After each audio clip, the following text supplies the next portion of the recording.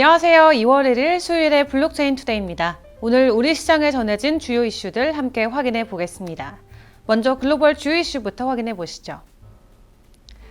세계 최대 암호화폐 거래소 바이낸스가 마스터카드와 제휴해서 브라질에서 암호화폐 선불카드를 출시합니다. 바이낸스의 선불형 암호화폐 카드는 비트코인과 이더리움, 바이낸스 USD 등 13개 암호화폐로 결제가 가능한데요. 카드 이용 시 결제 건당 0.9%의 수수료가 부과되며 최대 8% 캐시백 보상과 ATM을 이용한 출금도 제공하는 것으로 전해졌습니다. 바이낸스의 대변인은 이 카드는 현재 시험 단계에 있고 향후 몇 주 안에 출시 예정이라고 밝혔는데요. 마스터카드가 2022년 실시한 조사에 따르면 브라질 소비자의 49%가 지난 12개월 동안 암호화폐를 이용해서 최소 한 번 이상의 거래를 한 것으로 나타났고 전 세계 평균치인 41%보다 높은 수준으로 확인됐습니다. 트위터의 일론 머스크 최고 경영자가 암호화폐 도입이 가능한 결제 시스템 구축을 고려 중인 것으로 확인됐습니다. 머스크 CEO는 향후 지불 수단에 암호화폐를 추가할 수 있도록 하고 나중에는 암호화폐 기능이 잠재적으로 추가될 수 있도록 구축 중이라고 밝혔는데요.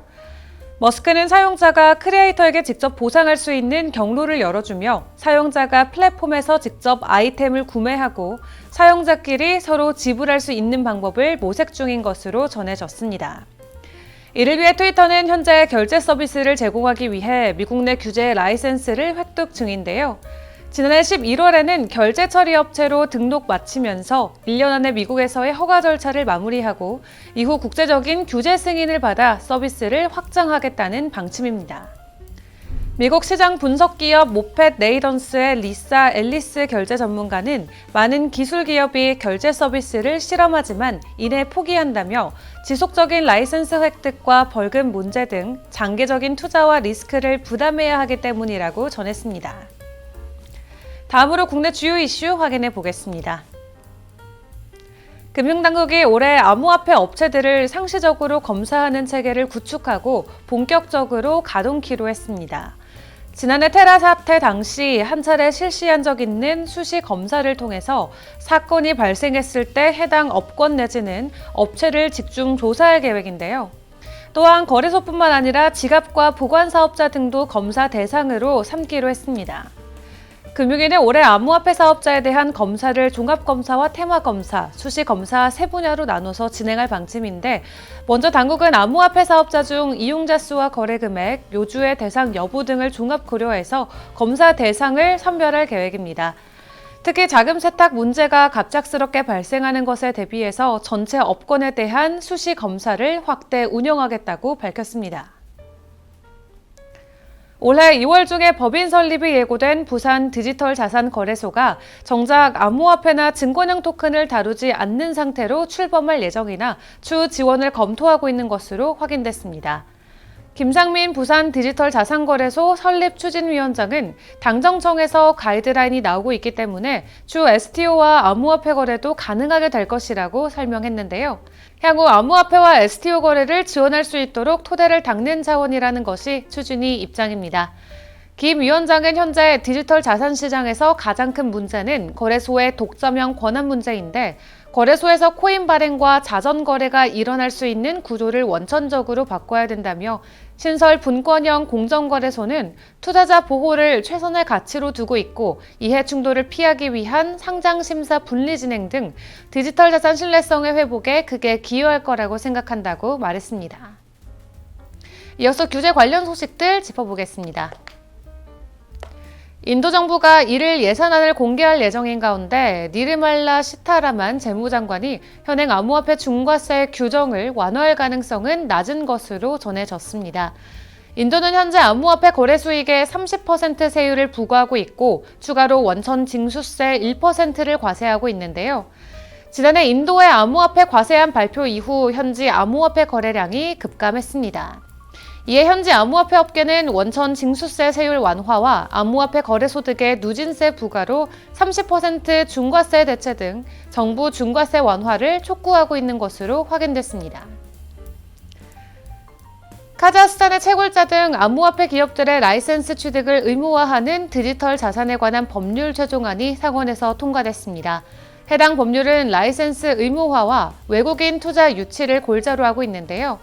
이번 법안과 관련해서 정부는 카자흐스탄에서 암호화폐를 발행하는 회사의 활동을 규제하는 것을 주요 목표로 설정했다고 전했습니다. 카자흐스탄은 중국의 암호화폐 금지 이후 채굴 수요가 급증했고 채굴자가 늘어남에 따라 전력 부족이 심해진 바 있습니다. 안녕하세요. SNS 핫이슈의 김예림입니다. 오늘 SNS에서는 어떤 이슈들이 주목받고 있는지 살펴보겠습니다. 어제에 이어 저스틴 선 트론 CEO의 트위터 글 확인해 보겠습니다. 최근 저스틴 선은 다수의 트위터 포스팅을 통해 중국이 다음 암호화폐 상승장을 주도할 것이라고 주장하고 있는데요. 그는 지난 30일 자신의 트위터에 중국이 암호화폐 거래에 세금을 부과함으로써 암호화폐 규제를 향한 큰 발걸음을 내디뎠다며 This signals the country's increasing embrace of cryptocurrencies.